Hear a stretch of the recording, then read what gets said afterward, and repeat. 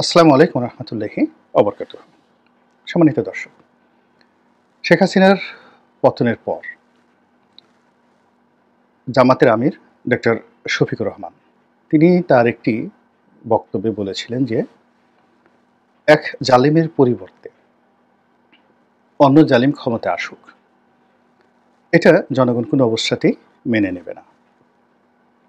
তো তিনি যখন এই কথাটা বলেছিলেন, অবস্থা দৃষ্টে তখন তাকে ভবিষ্যৎ দ্রষ্টা হিসেবে মনে হয়েছিল। এর কারণ হলো যে এক জালিম অর্থাৎ শেখ হাসিনার জামানাতে যে জুলুম শুরু হয়েছিল এবং সেই জুলুমের যে পরিণতিতে শেখ হাসিনাকে দেশ থেকে পালাতে হয়েছিল, এটি ছিল একেবারে স্পষ্ট একটি চিত্রপট এবং সে ব্যাপারে কোনো রকম দ্বিমত নেই। জুলুম কাকে বলে, জাহেলিপনা কাকে বলে, সেটা 2014 থেকে একেবারে শেষ দিন পর্যন্ত, আগস্ট মাসের 5 তারিখ পর্যন্ত দেশের আপামর জনসাধারণ হাড়ে হাড়ে টের পেয়েছে, এমনকি আওয়ামী লীগের লোকজনও হাড়ে হাড়ে টের পেয়েছে। অন্যদিকে 2009 সনে নির্বাচনে জয়লাভ করার পর প্রথমে জামাতের উপর, বিশেষ করে যুদ্ধাপরাধের বিচারের নামে জামাতের উপর যে স্টিম রোল চলেছে, যে মানসিক নির্যাতন চলেছে, সেটাকে জামাত যদি মনে করে যে আইয়ামে জাহিলিয়াত, আপনি জামাতকে দায়ী করতে পারবেন না। একইভাবে 2012 সনের পর থেকে বিএনপির উপর যে নির্যাতন চলেছে, আর 16 সাল থেকে দুই ধরনের জুলুম, একটা হলো রাজনৈতিক জুলুম বিএনপি জামাতের উপর 16 সাল থেকে, এরপরে সেটা বাড়তে বাড়তে বাড়তে বাড়তে তৃণমূলের সাধারণ মানুষের উপর সেটি চলতে শুরু করেছে।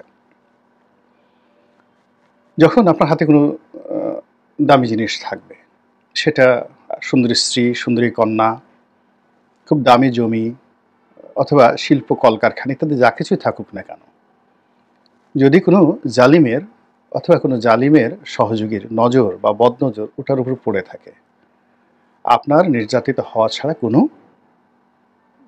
উপায় ছিল না।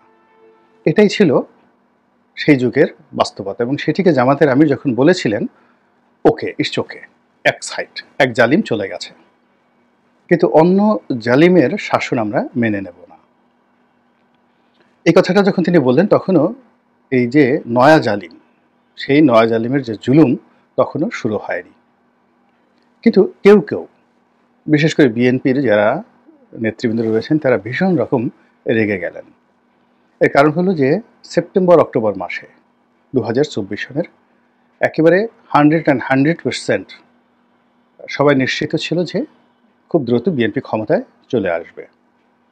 2 নম্বর হলো যে প্রশাসন থেকে শুরু করে সব জায়গাতে যেভাবে একটা চাপ তৈরি হয়েছিল, অফিসার্স ক্লাব, সচিবালয়, পুলিশ সদর দপ্তর, ঢাকা মেট্রোপলিটন পুলিশ সদর দপ্তর, এরপর আরও গুরুত্বপূর্ণ যে জায়গাগুলো রয়েছে, ব্যাংক, বিমা, অফিস, আদালত, আগস্ট মাসের 5 তারিখের পর থেকে তুফানের গতিতে, ঝড়ের গতিতে এটা দখল করো, ওটা করো, এটা করো, এটা করো, হাও মাও খাও, একটা টেরিবল অবস্থা। এবং সেখানে শুধু নির্দিষ্ট একটি গোষ্ঠীর লোকদেরকে প্রথমে দেখা গেল, পরবর্তীতে জামাতের লোকদেরও অনেক ক্ষেত্রে দেখা গিয়েছে এবং সমন্বয়করা প্রথম আগস্ট মাস পর্যন্ত সমন্বয়কদের বিরুদ্ধে কোনো অভিযোগ আমরা এভাবে পাইনি। হয়তো গোপনে গোপনে হয়েছে বা অনেকে তাদেরকে টাকা দিয়েছে, গাড়ি দিয়েছে, প্রভাব প্রতিপত্তি অক্ষুণ্ণ রাখার জন্য, নিজেদের নিরাপত্তা বজায় রাখার জন্য তারা হয়তো ওদের সমন্বয়কদের শরণাপন্ন হয়েছে, কিন্তু ওটা দুর্গন্ধ ছড়ায়নি। কিন্তু অক্টোবরে এসে ধীরে ধীরে সার্বিক পরিস্থিতি, অর্থাৎ জুলুমের যে মাঠ, সেই জুলুমের মাঠে একটার পর একটা মাইলস্টোন তৈরি হতে থাকে। আগে যেখানে আওয়ামী লীগ বলতে ছাত্রলীগ, যুবলীগ এদেরকে বোঝাতো, আওয়ামী লীগের মধ্যে শেখ পরিবারের কাউকে কাউকে বোঝাতো, কিন্তু এখন যেটা হয়ে গেছে সেটা হলো এটা ভাইরাস আকারে টেকনাফ থেকে তেঁতুলিয়া পর্যন্ত ছড়িয়ে পড়েছে। হয়তো বিএনপির কোনো বহিষ্কৃত নেতা বা কোনো এক জমানাতে বিএনপি করতো, পরবর্তীতে আবার আওয়ামী লীগে গেছে, আবার বিএনপিতে চলে এসেছে, এইরকম লোকজনের যে জাহেলিপনা বা জুলুম, অথবা জামাতের একজন নেতা বা জামাতের একজন কর্মী, সে এতদিন ছাত্রলীগের মধ্যে ঢুকেছিল, পরিবর্তিত পরিস্থিতিতে সে তার এলাকার সে দখল নিয়ে নিয়েছে। ফলে কি হলো যে ওই যে জামাতের আদর্শ ধারণ করে কিন্তু ছাত্রলীগের সঙ্গে মিশে তার যে ক্যারেক্টারিস্টিক্স ওইভাবে হয়ে গিয়েছিল। তো ফলে জামাতের আমির যখন বলেছিলেন যে নতুন জালেম, তখন তিনি হয়তো পয়েন্টিভ একটা সিঙ্গুলার নম্বরকে বা গোষ্ঠীকে তিনি পয়েন্ট আউট করেছিলেন। কিন্তু বাস্তবে এসে এখন এই সময়টিতে আপনি যদি তাকান তাহলে দেখবেন যে শুধুমাত্র আওয়ামী লীগের লোক ছাড়া এই মুহূর্তে আর জাতীয় পার্টির লোক ছাড়া, আওয়ামী লীগ এবং জাতীয় পার্টির লোক অথবা আওয়ামী লীগের যারা সহযোগী ছিলেন তারা এখন হঠাৎ করে সবাই মজলুম হয়ে পড়েছেন। 15 বছর যারা ক্ষমতায় ছিলেন সেটা রাশেদ খান মেনন, হাসানুল্লাহ কিনু, জাতীয় পার্টি, অন্যান্য যারা ছিলেন, তরিকত ফেডারেশন, জাকির পার্টি, সবাই এখন মুসলিমের কাতারে চলে গেছেন।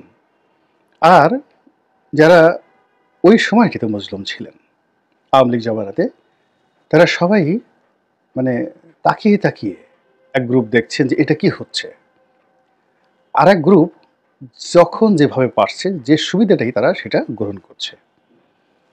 তৃতীয় যে জিনিসটা হলো সেটা হলো একে অপরের সঙ্গে মারামারি কাটাকাটি করছে নিজের আধিপত্য বিস্তার করার জন্য।